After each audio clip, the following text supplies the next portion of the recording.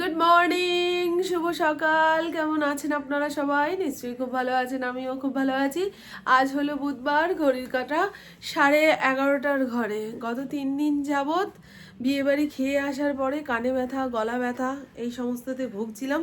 আমি বুঝতেই পেরেছি যে অত রাত্রিরে বিয়েবাড়ি থেকে ফেরার পথে কান মাথা চাপা না দিয়ে ইন্দ্রর বাইকে করে এসছি, ব্যাস। আর এই সাইডটা করে সকালের দিকে রোদ আসে, শ্যাম্পু করেছি, প্রায় 10-15 মিনিট গায়ে রোদ নিলাম। এখন আর টুল এনে রাখতে হবে, জানেন, এখন আর ছাদে গিয়ে রোদ পোহাতে পারবো না। রোদের তেজ নেই, অথচ যা ঠান্ডা হাওয়া দিচ্ছে, ওরে বাপরে বাপ। কালকে পুকুর নিচের ঘরেই ঘুমিয়ে পড়েছে। আমার 11টা 11:30টার সময় এত ঘুম পাচ্ছে, ওপরের ঘরে চলে গেছি, ওকে ডাক দিয়ে গেছিলাম। তা বলছে যাও, যাচ্ছি। আমি তো জানি কম্বল লেপ গরম করে ফেলার পরে আলুর চোটে আর উঠতে পারবে না। তা সকালবেলা ডেকে দিলাম, ওপরের ঘরে গিয়ে শুয়েছে। বিয়েবাড়ির সব শাড়ি জামা কাপড় গুছিয়ে নিয়েছি, যেগুলো যা কাচতে হবে কেচে নিয়েছি। কিছু শীতের পোশাক বের করেছি। শীতকালটা আমার কেন বলুন তো ভালো লাগে না। এই যে এক ঢাক এক কাশি পরে আপনাদের সামনে আসবো, নিজেকে কেমন গিদর গিদর মনে হয়, নোংরা নোংরা মনে হয়, কিন্তু কিছু করার নেই। 2 মাস শীত ভালোই ভালোই চলে গেলে বাঁচি। আর গতকালকে ইন্দ্র বাজার থেকে কি কি এনেছে সেগুলো ঢেলেও দেখিনি, নেড়েও দেখিনি। আর দেখবেন আমি কয়দিন যাবৎ সব কথা মনে রাখতে পারছি, কাজের কথা ভুলে যাচ্ছি। সেই কাজের কথা মনে রাখার জন্য কালকে একখানা স্লেট এনেছি। স্লেটের মধ্যে 1 2 3 4 5 করে 5খানা কাজের কথা লিখে রেখেছি। তা যেগুলো যেগুলো করতে পারবো সেগুলোকে কাটাকুটি দিয়ে দেবো, আর যেগুলো করতে পারবো না সেগুলো পরের দিন করব। লিখে রেখেছি বলে করতেই হবে সেই চাপও মাথায় নিতে পারবো না, অ্যাংজাইটি হয়। পারলাম না সারাদিনটা এরকম বসে বসে শুয়ে শুয়ে কাটালাম।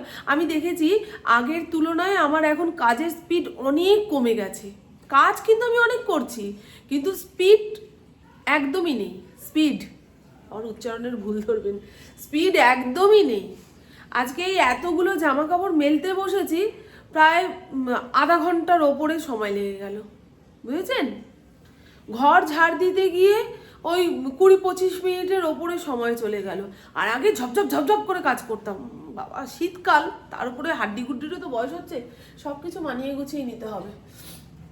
এই দেখুন, আরেকবার দেখে দিই, হাতের লেখা দেখাবো না। আর এর মধ্যে অনেক কিছু ভুল রয়েছে, বানান ভুল রয়েছে। আমি বানানে সিদ্ধ হস্ত। ওই যে বললাম, ছোটোবেলা থেকেই ভুলে যাওয়া রোগ। মানে টয়শূন্যরা কোথায় বসবে, বয়শূন্যরা কোথায় বসবে, এই নিয়ে আমি মাস্টারমশাইয়ের কাছেও কিলচর খেয়েছি। তো চলুন, হ্যাঁ, রান্নাবান্না শুরু করি। বিয়েবাড়িতে খুব আনন্দ করেছি। এখন 8 দিনের মাথায় ওদের অষ্টমঙ্গলাতে আসতে হয় বাপের বাড়িতে, মানে আমাদের বাড়িতে নতুন মেয়ে জামাই আসবে। মাকে বলেছিলাম যে অষ্টমঙ্গলাতে ওরা আসলে আমাকে একটু ফোন করে খবর দিও না। যদি ওদের আমার কথা মনে থাকে তো বলবে, যাব, আর না বললে না এখন আর যেতে ইচ্ছা করে না। পাশের বাড়ির কল থেকে না সারাক্ষণ জল পড়ে, ওদের পাইপটা লিক রয়েছে। জলের আওয়াজ কানে আসলে মনে হয় ডাক দিয়ে বলি, ও কাকিমা কলটা বন্ধ করুন, জল নষ্ট হচ্ছে। কিন্তু কাকিমারা নেই, আর থাকলেও কিছু করতে পারতো না, পাইপ ফুটো হয়ে গেছে। তো পেঁয়াজ কলি এনেছে, বাঁধাকপি এনেছে। আমি ছোট ছোট টমেটো ইন্দ্রকে আনতে বলেছি, কারণ বড় একখানা টমেটো তরকারির মধ্যে ব্যবহার করি না, অর্ধেকটা রাখি, অর্ধেকটা রান্না করি। যেটা রাখলাম সেটা নষ্ট হয়। এই ছোট সাইজের টমেটোগুলো ভালো, দেশি টমেটো। শসা এনেছে, নতুন আলু এনেছে, বুঝছো, এই যে নতুন আলু এনেছে। আজকে একটু মাছ রান্না করে খেলে ভালো হতো জানো। আর থাকে ছোট্ট একটা লাউ, এই লাউ দিয়ে ডাল করবো, বুঝেছো। লাউটা কচি হবে। এখানকার চাদরটা পাল্টে দিয়েছি। সব চাদর গরম জল করে বেশি করে নিরমা দিয়ে সকাল সকাল ভিজিয়ে রাখলাম। এই ভিজিয়ে রাখলেই ওয়াশিং মেশিনে দেওয়া হয়ে যাবে, আর না হলে মনেই থাকছে না। এই যে এই কাজগুলোর কথা না মনে থাকছে না। আমার বোনের বৌভাতের দিন বিগ বসের ফাইনাল ছিল। জানি গৌরব জিতবে, তবে ফারানা জিতলে খুব খুশি হতাম। ফারানার মতো মুখরে পড়ে বলার মতো মেয়ে এখন দরকার সমাজে, বুঝেছেন?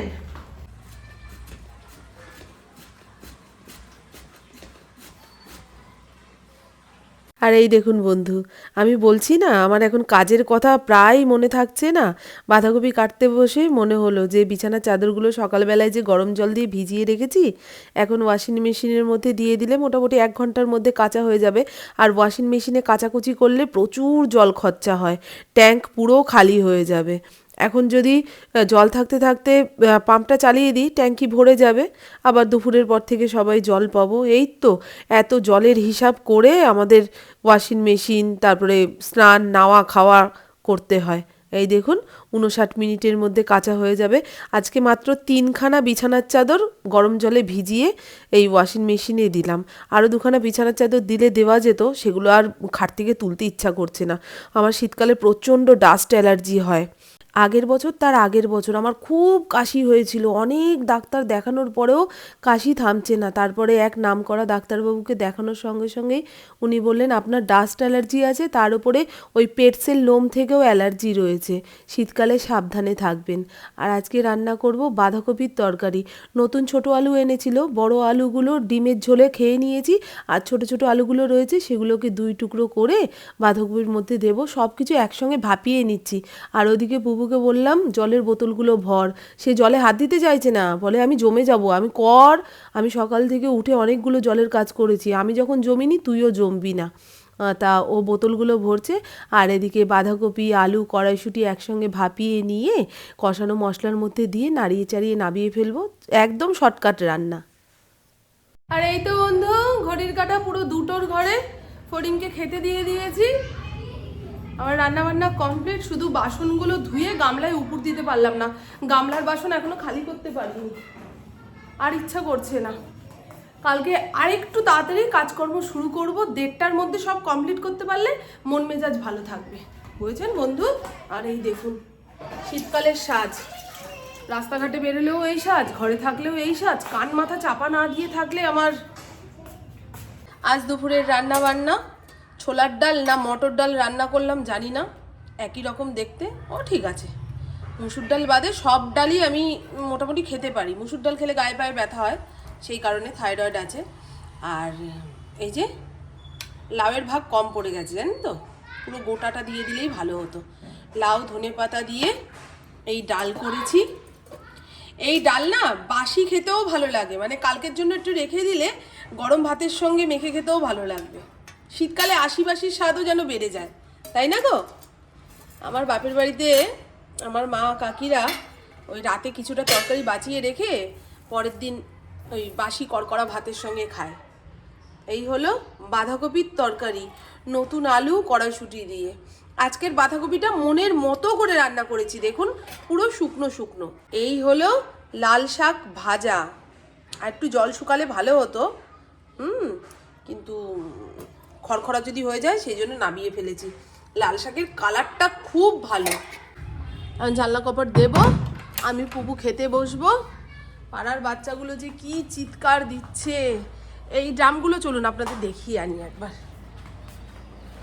এই দেখুন বন্ধু, আমাদের ঘরের পিছন সাইডে এই এতগুলো ফিনাইলের কৌটো জড়ো করে রেখে দিয়েছি। এগুলোকে কেটে সাইজ করে ওই প্লান্টার বানাবো। প্লান্টার। আমার ফড়িং আমার পেছন পেছন চলে আসলো। চলো চলো চলো চলো, খাওয়া হয়ে গেছে, চলো। ভেরি গুড বয়, চলো চলো চলো চলো চলো, হয়ে গেছে,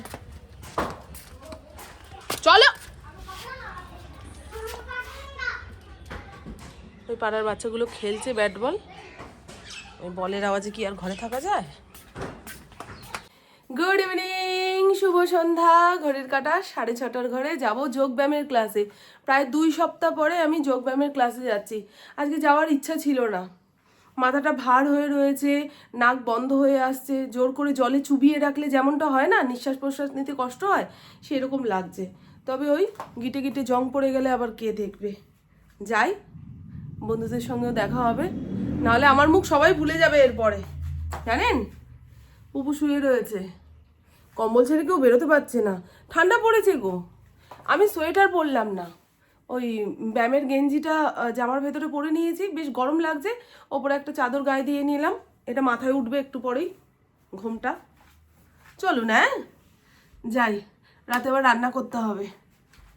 দেখে যাই ভাতের হাঁড়িতে কতটা ভাত আছে না আছে, সেই বুঝে আবার সবার সঙ্গে আস্তে আস্তে ফিরবো না দৌড়ে দৌড়ে বাড়ি আসবো, সেই সময় ঠিক হবে। দেখে যাই। হ্যাঁ, অল্প ভাত আছে, ইন্দ্রর হবে, ডাল আছে অনেক, বাঁধাকপিও আছে, হ্যাঁ অনেকটা আছে। এসে রুটি করব।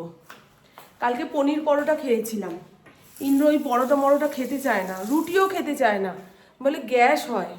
ওই জন্য ওর ভাত, আর যদি কম পড়ে তো দুটো রুটি খেয়ে নেবে, এক্সট্রা করেই বানাবো। যদি রাতে না খায় তো সকালবেলায় ঝোলা গুড় এনেছে, দেখেছি সেদিনকে, এই দেখুন শীতের ঝোলা গুড় চলে এসছে। এই গুড় দিয়ে গরম গরম রুটি খেতে যে আমার কি ভালো লাগে, মিষ্টি পায়েস পুলি অন্যদিকে, আর এই গুড় দিয়ে গরম রুটি একদিকে, আমার খুব ভালো লাগে। তবে এই গুড়ে গন্ধ নেই। ওই ফেলুমোদকের দোকানে যে নলেন গুড়টা, ঝোলা গুড়টা বিক্রি হয় সেটা একদম, তবে এনে রাখলে খারাপ হয়ে যায়। এটা দেখুন 2 সপ্তাহ প্রায় হয়ে গেল, বাইরেই রেখেছি, কিচ্ছু হয়নি। রাস্তাঘাট পুরো অন্ধকার, পোস্টের লাইটগুলোও দপদপ করছে। এমনিও শীতকালে রাস্তা ফাঁকাই থাকে, সাহস করে হাঁটা যায় না। এই যে এদের ক্লাস শেষ হলো, তাই তো ক্লাস শেষ হলো। ব্যায়াম থেকে এসে আমি এক মুঠো ভাত খেলাম, পেট ভরেনি তাতে। এই রুটি হওয়ার পরে একটা রুটি ওই নলেন গুড়ের রসগোল্লা দিয়ে খাবো। এই যে ইন্দ্র এনে রেখেছে, আর এখানে এনেছে জয়নগরের মোয়া। বলেছি প্যাকেট ধরে আনবে না, গুনে গুনে 4টে কি 5খানা আনবে। বেশি জয়নগরের মোয়া আনলে বাইরে রেখে দিই, কেমন রসকস শুকিয়ে যায়। আর আমার বেবিটার দেখুন শীত লেগেছে, আমার বেবির শীত লেগেছে। দিদি ভাইয়ের কাছে কম্বল চাপা দিয়ে শুয়েছিল, আর আমার বুবু আঁকতে বসেছে। কি আঁকছো মা? হরিণ দেখাবে না, রিয়েল অরিজিনালটা দেখানো যাবে না। বাবা, অরিজিনাল দেখালে লোকে বুঝে যাবে। এই দেখুন আঁকাবুকি চলছে। ওমা ওমা ওমা, রান্নাঘরের এই জানলা দিয়ে যে কি হাওয়া দিচ্ছে, দাঁড়াতে পারছি না। আবার চাদর মাথায় দিলে সরসর করে খুলে যাবে, গ্যাসের সামনে ভয়। তা বুবু বললো এটা মাথায় চাপা দিয়ে রান্নাঘরে যাও। তাহলে এটা দার্জিলিং থেকে কিনেছিলাম, আমিও একটা কিনেছিলাম মনে হয়, আমারটা কোথায় গিয়ে গেল।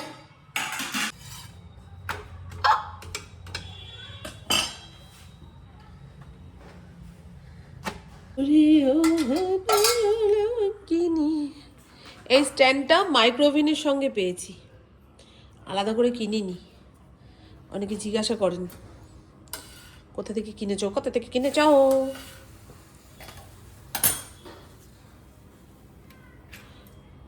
গরম চাটুর ওপরে জলটা দেওয়ার সঙ্গে সঙ্গেই বেশ গরম হয়ে যায়। ওই জলের মধ্যে জাস্ট এপিট ওপিট করেই রুটিটাকে তুলে জল ঝরানোর ব্যবস্থা করে ফেলতে হবে। বেশিক্ষণ চোবানো থাকলে আবার রুটি একেবারে নরম হয়ে যাবে। আমার পপু ইন্দ্র এই রুটি ধুয়ে না দিলে খেতে চায় না। ঘি মাখিয়ে রাখলে রুটি কত সুন্দর নরম থাকে না, ভালো লাগে খেতে। ওরা ওইভাবে খায় না, বলে অম্বল হয়।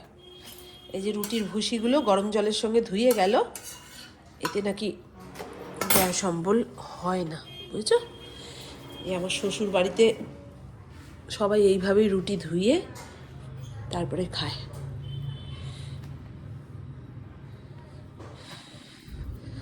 কি গরম।